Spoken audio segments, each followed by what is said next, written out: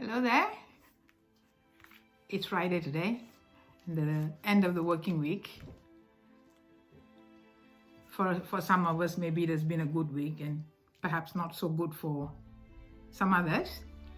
But I just wanted to encourage you today so that you don't have to be sad over the weekend. You can still enjoy your family, spend time with your friends, your parents, your children. You can still enjoy your weekend. There's another new week coming. I wanted to read this story or event that happened in the Bible in Jerusalem. I believe this is going to encourage us very much.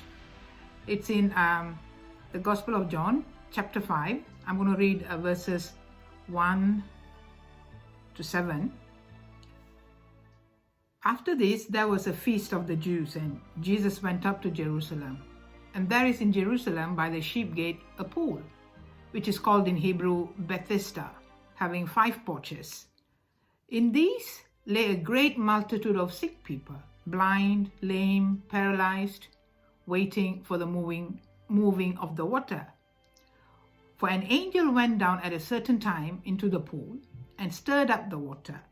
Then whoever stepped in first, after the stirring of the water, was made well of whatever disease he had. Now a certain man was there who had an infirmity 38 years. When Jesus saw him lying there and knew that he already had been in that condition a long time, said to him, "Do you want to be made well?" The sick man answered him, "Sir, I have no man to put me into the pool when the water is stirred up. But while I am coming, another steps down before me."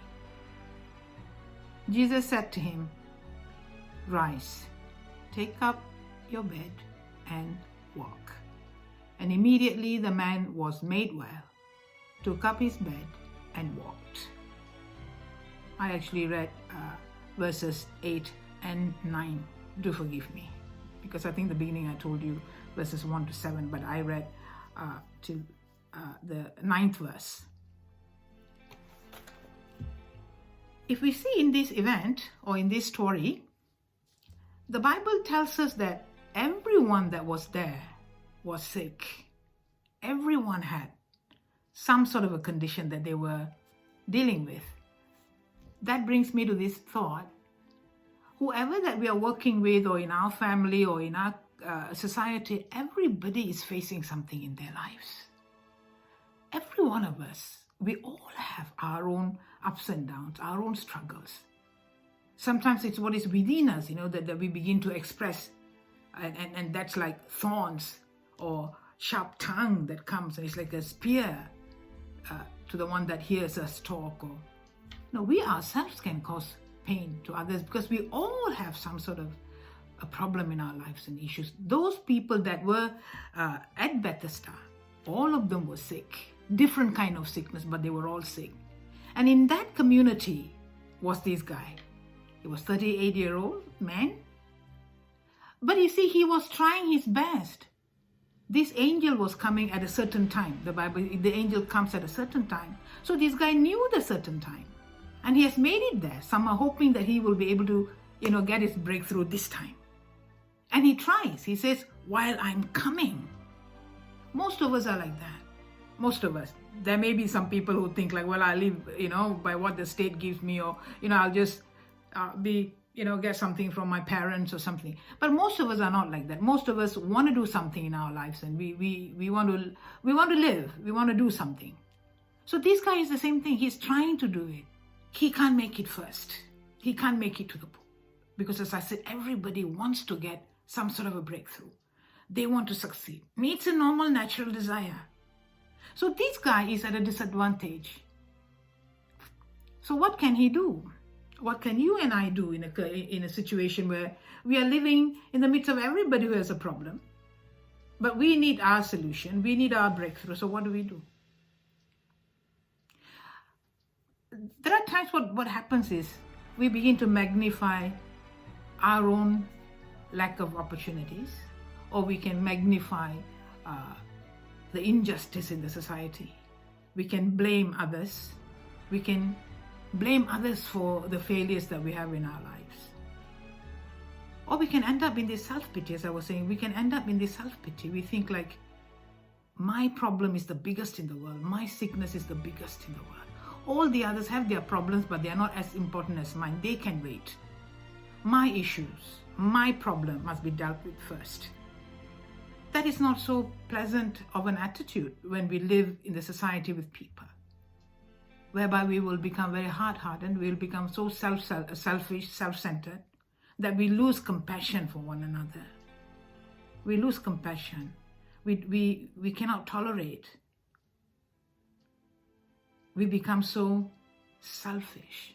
What can we do about it? Not to have self-pity, because that's self-defeating.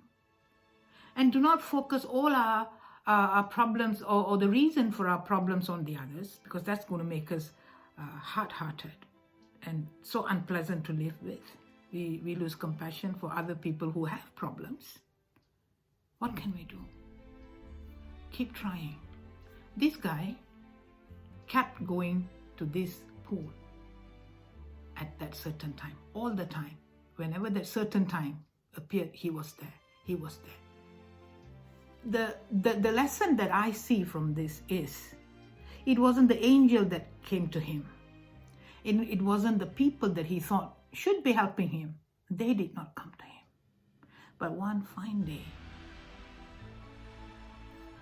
the Lord of lives, the Lord of lords and the King of kings himself, the Lord himself approaches him. It's not the angel, it's not other people. It's the Lord himself.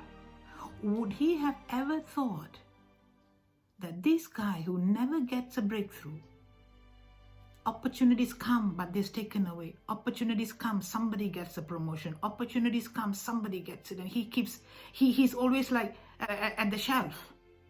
They put him aside. One day, the one who comes knocking on his door is Jesus Christ himself. And Jesus gives him what he needed. That's what I'm going to tell you today, my friends.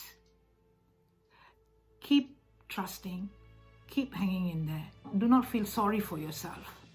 Keep doing what you can. Guard your heart. Do not blame others. Do not accuse others. It is so easy to accuse others and think it's all the system, it's all the people of other race or other color.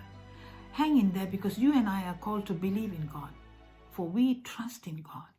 And in Hebrew chapter 11, verse 6, it goes like this, dear friends. 11 verse 6.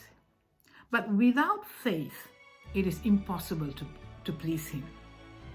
For he who comes to God must believe that he is, that God exists, that God listens, God sees, God gives us his attention. Jesus gave this guy his attention. And that he is a rewarder of those who diligently seek him. Diligently seek him.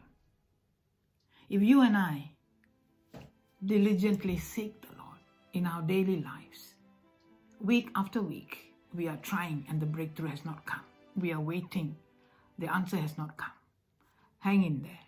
It's not the angels that will appear. It's not your neighbors or not your employers, not your government officials. The day the door opens, you will never realize that God will send the answer that he has prepared for you. The person that will appear to you will be God's hand. It will happen. It will happen. It will.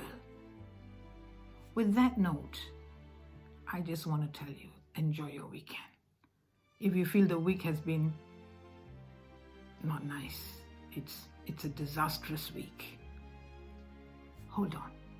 Hold on. Remember, this guy who was sick for 38 years, Jesus himself appeared to him. And his breakthrough came. He walked. Today is Friday. You've got Saturday and Sunday. It's weekend. Life is going to be all right. Go Enjoy your family. Spend time with your children. Spend time with your husband and your your parents.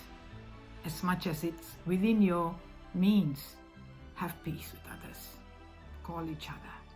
Encourage each other. It is going to be all right. It is going to be all right. Have faith in God. Jesus appeared. Jesus approached this man who had needs. That man was just lying there, trying his best. Jesus approached him because Jesus knew this guy is trying his best. He needs heavenly intervention, and Jesus showed up. And the Lord will do that for you too. Be blessed. Stay positive. Stay encouraged.